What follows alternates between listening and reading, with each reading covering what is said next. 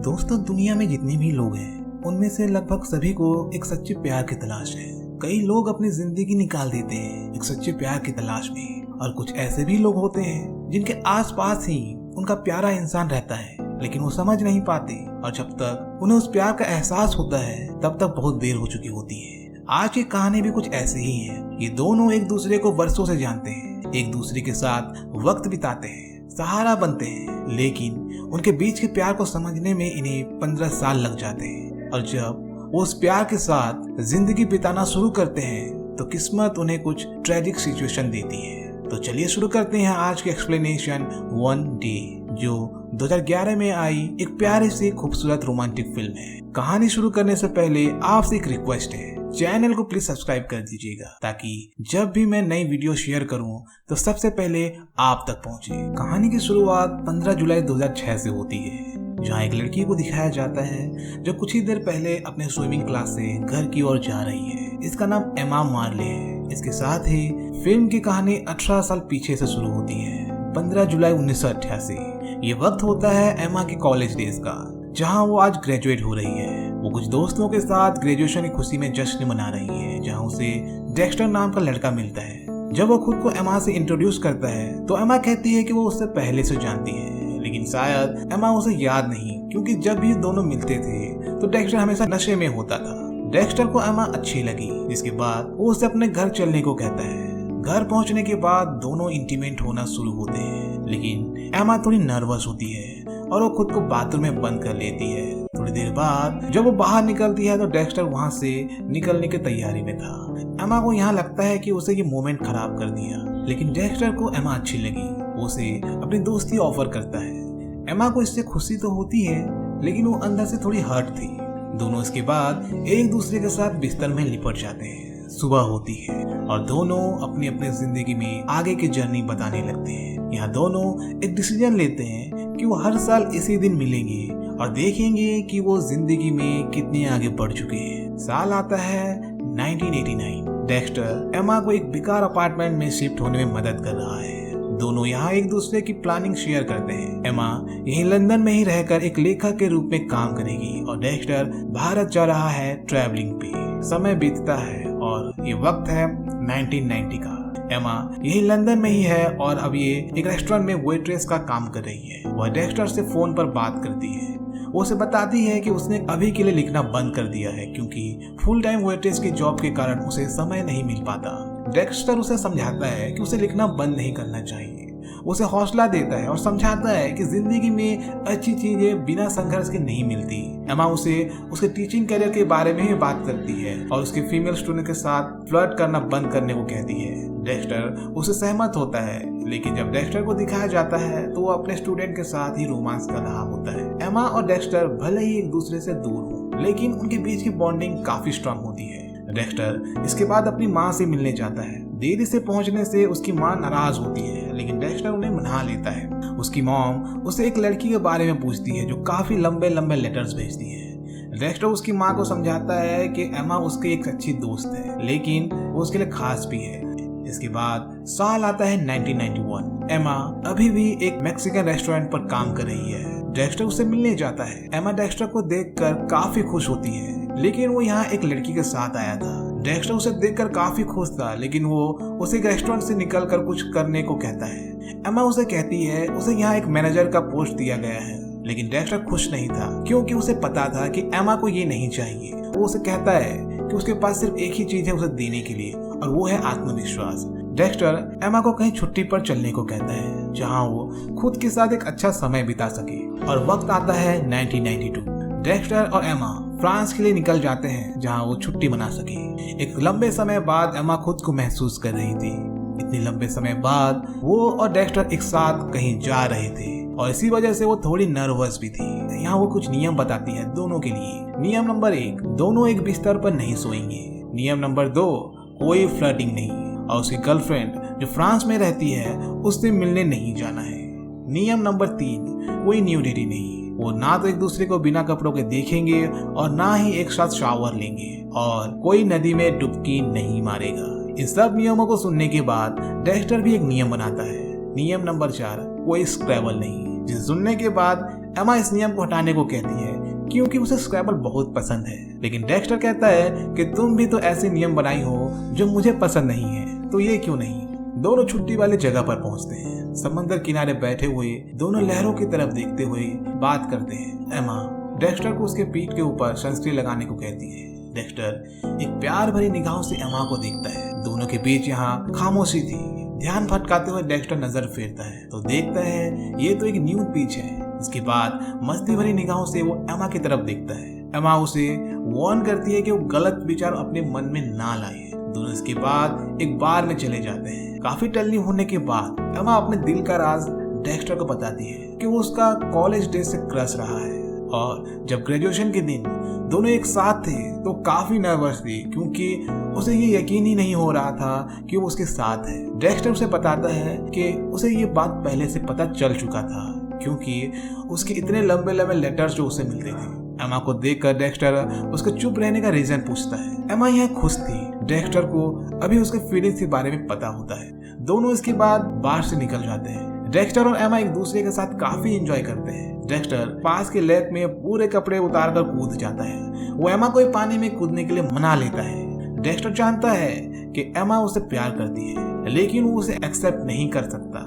क्योंकि एमा को एक सेटल लाइफ चाहिए और डेक्स्टर वो एक आजाद पंछी की तरह होता है। वो हर समय बहुत सारी लड़कियों को पसंद करता है। वो उसकी परवाह करता है। वो एमा को मस्ती मस्ती में कहता है कि वो एक साथ में मजे जरूर कर सकते हैं, जिसके बाद एमा उसे डंक मारती है और मना कर देती है। दोनों जब सतह पर आते हैं तो दो चोर उनके सारे कपड़े लेकर भाग जाते हैं।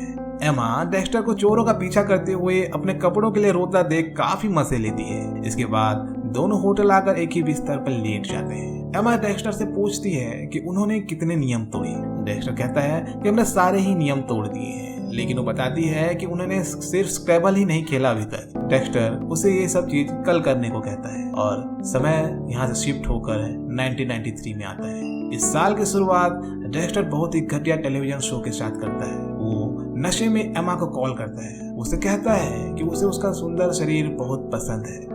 एमा समझ जाती है कि वो नशे में है। उसे घर जाकर रेस्ट करने को कहती है क्योंकि उस वक्त सुबह के 5 बज चुके थे। साल है 1994। डेक्स्टर बीमार और चिड़चिड़ा दिख रहा है। कुछ देर बाद वो अपने पेरेंट्स के घर निकल जाता है। जब उसके फादर उसे पसीने से लथपथ देखते हैं तो उसका रीजन पूछते हैं, भले ही उन्हें पता हो कि डेक्स्टर अभी भी किसी लड़की से मिलकर आ रहा है। इसके बाद डेक्स्टर अपनी मॉम से मिलता है। डेक्स्टर की माँ को कैंसर है, जिस वजह से वो काफी कमजोर हो गई है। डेक्स्टर उनके लिए कुछ किताबें लाया था जिसे एमा ने उसकी मॉम के लिए भेजा था। उसकी मॉम कहती है कि एमा को वो पसंद करती है और कहती है कि अगली बार किताब थोड़ी छोटी भेजे क्योंकि उसके पास ज्यादा वक्त नहीं है। डेक्स्टर अपनी मॉम से इस तरह बात करने को मना करता है। वो अपनी मॉम को होस्टेड शोज के टेप दिखाता है, लेकिन उसकी मॉम को ये सब पसंद नहीं आता। वो समझाती है कि वो कुछ अच्छा कर सकता है तो वो क्यों नहीं कर रहा है, लेकिन डेक्स्टर उनसे इस बारे में बात नहीं करता। उसकी मॉम उसे रुकने को कहती है, लेकिन शो से कमिटमेंट के चलते डेक्स्टर यहाँ नहीं रुक सकता। वो दुखी है उसके मॉम के लिए जो प्रॉपर टाइम नहीं दे पा रहा है। वो उन्हें कमरे तक ले जाता है और वो अपने पुराने कमरे में पहुंचकर सो हो जाता है। जब वो जागता है तो बहुत समय बीत चुका था। उसकी मॉम उसे कहती है कि वो एक दिन बहुत अच्छा इंसान बनेगा, लेकिन अभी उसके लिए समय है। डेक्स्टर एमा को कॉल करने की कोशिश करता है, लेकिन उसे याद आता है कि आज तो उसकी डेट है। इधर एमा एक आदमी के साथ एक थिएटर से बाहर निकलती है। इसका नाम इयान है। ये एक स्टैंड अप कॉमेडियन होता है। एमा को ये पसंद करता है। दोनों थिएटर से निकलकर एक रेस्टोरेंट में जाते हैं। एमा को इयान इतना ज्यादा इम्प्रेसिव नहीं लगता, लेकिन उसे बताती है कि उसे किसी का साथ चाहिए था जिसके साथ वो अपनी टीचर बनने की खुशी सेलिब्रेट कर सके। इयान उसे पूछता है कि क्या डेक्स्टर बहुत बिजी है। दोनों इसके बाद रेस्टोरेंट से बाहर निकलते हैं। इसी वक्त बारिश भी हो जाती है।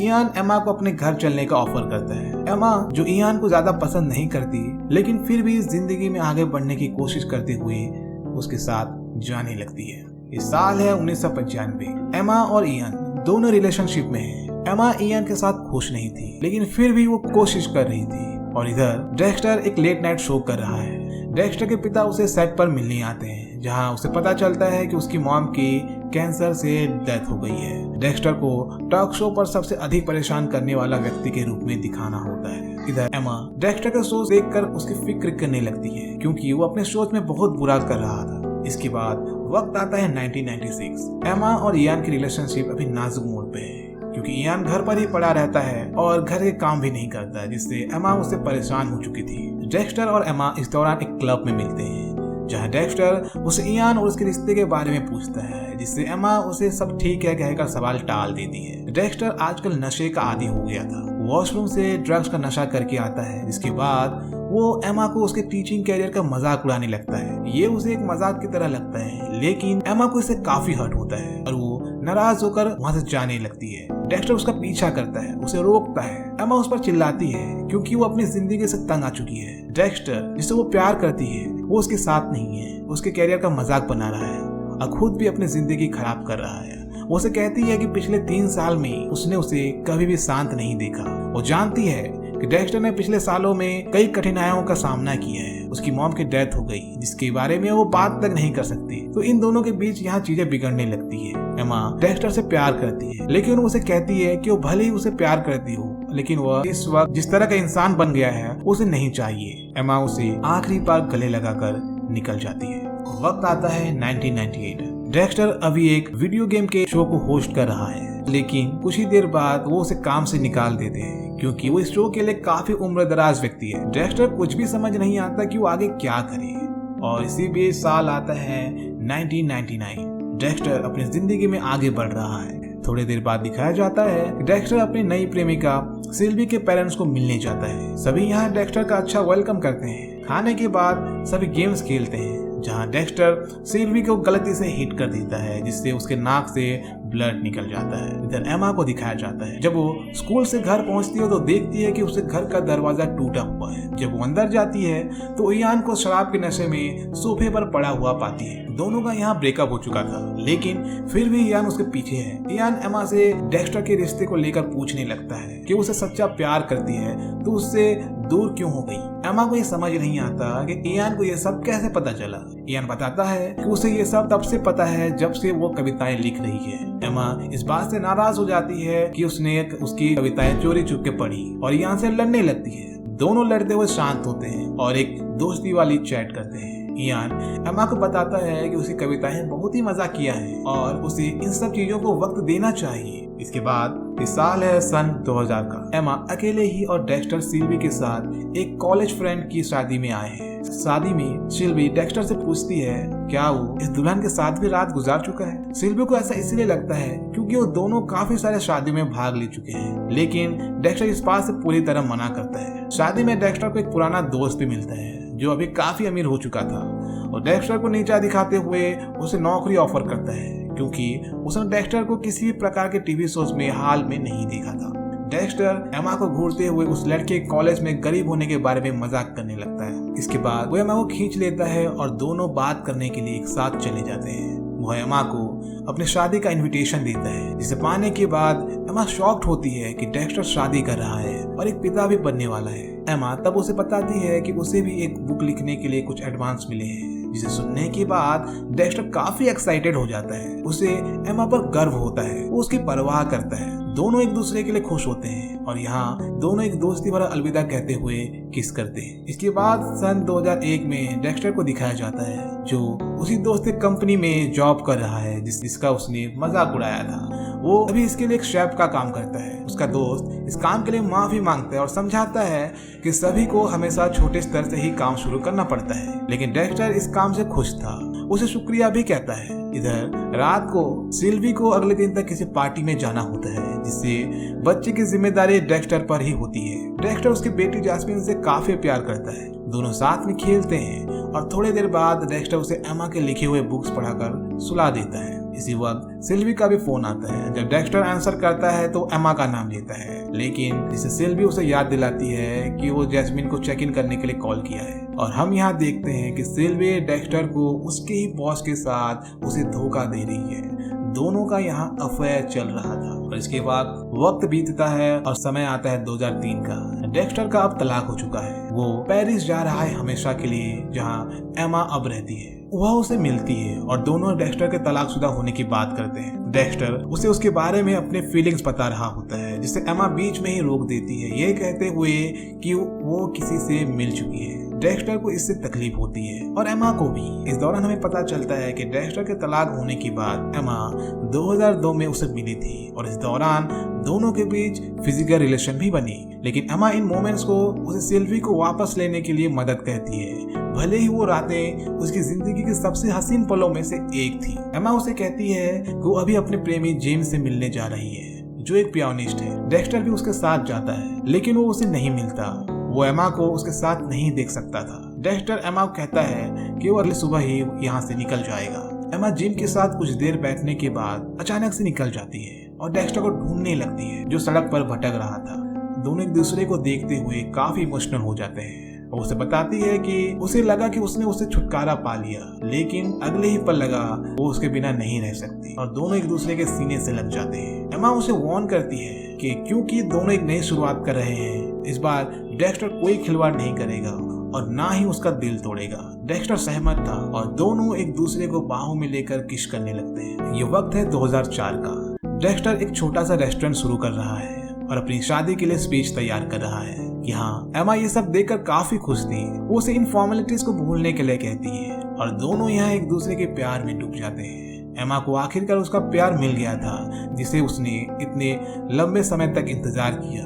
दोनों यहाँ अपनी जिंदगी के बेहतरीन लम्हों में जीने लगते हैं, जैसे कि ये पल कभी दोबारा आए या ना आए। 2005 में दिखाया जाता है कि अब डेक्स्टर और सिल्वी एक अच्छे दोस्त की तरह रहते हैं और अपनी बेटी जैस्मिन की को पेरेंटिंग करते हैं। सिल्वी जैस्मिन को डेक्स्टर के पास भी छोड़ती है, जहां वो एमा से मिलती है। वो डेक्स्टर के लिए खुश थी क्योंकि वो एमा के साथ बहुत खुश था और एक बेहतर इंसान भी था। रात को एमा डेक्स्टर से बातों बातों में कहती है कि उसे भी अपना खुद का एक बच्चा चाहिए। डेक्स्टर को इससे कोई एतराज नहीं होता। वक्त बीतता है और साल आता है 2006। डेक्स्टर और एमा की यहाँ छोटी सी बहस हो जाती है। वो इस बात से परेशान थी कि वो प्रेग्नेंट नहीं है। डेक्स्टर उसे समझाता है कि वो दोबारा कोशिश करेंगी। एमा अपने बर्ताव के लिए माफी मांगती है। डेक्स्टर इसके बाद उसे कुछ अच्छा समय बिताने के लिए बाहर चलने को कहता है, जिससे एमा स्विमिंग क्लास से लौटने के बाद चलने को राजी होती है। एमा स्विमिंग करने के बाद डेक्स्टर के लिए एक सॉरी मैसेज भी भेजती है और कहती है कि उसे थोड़ी देर हो जाएगी घर आने के लिए। इसके बाद वो अपने साइकिल से घर के लिए निकलती है। जब एमा रोड क्रॉस करने की कोशिश करती है, तभी वो ट्रक से टकरा जाती है और ये सीन बहुत ही भावुक भरा होता है। एमा मौत के करीब है और डेक्स्टर, जिसे एमा का वो सॉरी मैसेज मिलता है, जिसे सुनकर वो मुस्कुरा रहा है, इस बात से अनजान कि एमा कभी लौट कर उसके पास नहीं आएगी। एमा की यहाँ मौत हो जाती है। डेक्स्टर वो दिन रात अपने बिस्तर में पड़े हुए बस आंसू बहा रहा है, शायद ये सोचते हुए कि काश उस दिन उसके साथ होता। वह जानता है कि उसका प्यार कभी उसकी जिंदगी में लौट कर नहीं आएगा और जब भी वो इस बात को याद करता है, उसकी हिम्मत और टूट जाती है। साल 2007 डेक्स्टर के जीने की वजह छीन चुकी है। वो जैसे बिना जान के शरीर बन गया। वो एक क्लब में जाता है जहाँ बिना बात के झगड़ा कर देता है, जिससे उसकी बुरी तरह पिटाई भी होती, लेकिन वो घर पहुंचता है लड़खड़ाते हुए अपनी बेटी के लिए। सिल्वी को डेक्स्टर की हालत देखी नहीं जाती है। वो उसके पिता के पास लेकर जाती है। माता पिता अपने बच्चों से कितना भी नाराज हो, वो उन्हें दुखी नहीं देख सकती। डेक्स्टर और उसके पिता के बीच कभी भी एक अच्छी बॉन्डिंग नहीं बनी, लेकिन उसके पिता उसे हौसला देते हैं, समझाते हैं कि उसे जिंदगी में आगे बढ़ने की कोशिश करनी चाहिए, जैसे कि एमा अभी भी जिंदा हो। लेकिन डेक्स्टर कहता है कि वो ये सब नहीं कर सकता, लेकिन उसे उसके पिता कहते हैं कि वो कर सकता है, जैसे कि वो खुद पिछले 10 साल से कर रहे हैं उसकी मॉम के डेथ के बाद।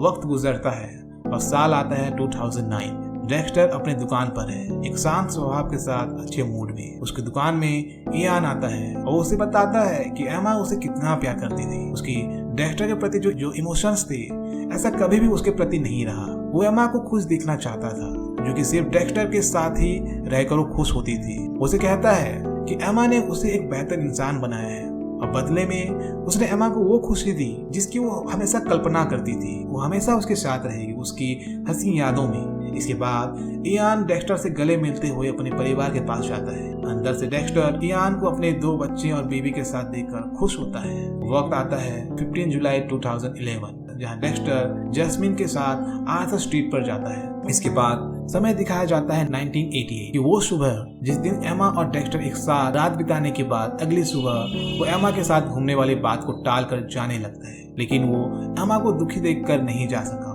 और दोनों उसी आर्थर स्ट्रीट पर जाते हैं। यहाँ एमा उसे कहती है कि क्या उसे उसके फोन नंबर कोई लेटर भी नहीं चाहिए या फिर कोई दोस्त की तरह ही रहे। अगर वो इसे बदलना भी चाहें तो उसे कोई दिक्कत नहीं। डेक्स्टर और एमा इस पल को एक साथ जीते हैं, पहाड़ी की चोटी से पूरे शहर का नजारा देखते हुए। दोनों इसके बाद दौड़ लगाते हुए शहर तक पहुंचते हैं, जहां अचानक डेक्स्टर के पेरेंट्स उसके पास पहुंचते हैं। वो उन्हें एमा से इंट्रोड्यूस कराता है, जिसके बाद एमा वहां से जाने लगती है। डेक्स्टर थोड़ी देर उसे देखता है और अचानक उसके पीछे जाता है और उसका नंबर मांगता है।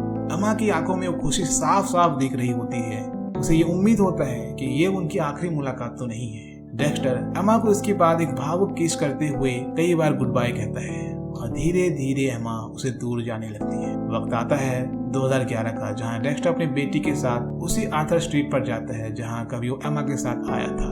दोनों यहाँ उसी तरह पहाड़ की चोटी पर लेट कर बातें करने लगते हैं। जैस्मिन उसे पूछती है क्या वो एमा को मिस करता है, तो वो कहता है हाँ, और बताता है कि उसकी सबसे अच्छी दोस्त थी। जैस्मिन पूछती है कि उसका अभी सबसे अच्छा दोस्त कौन है, जिसके जवाब में डेक्स्टर उसे ही अपना दोस्त बताता है। और इसी तरह फिल्म यहाँ खत्म होती है। तो दोस्तों, ये कहानी आपको कैसी लगी प्लीज कमेंट करके बताइए। वीडियो पसंद आया तो प्लीज लाइक करें और इसी तरह के एक्सप्लेनेशन के लिए चैनल को सब्सक्राइब करें। अगर आपको ये मूवी देखनी है तो कमेंट करें, लिंक आपको मैं शेयर कर दूंगा। अगले वीडियो तक अलविदा। Thank you.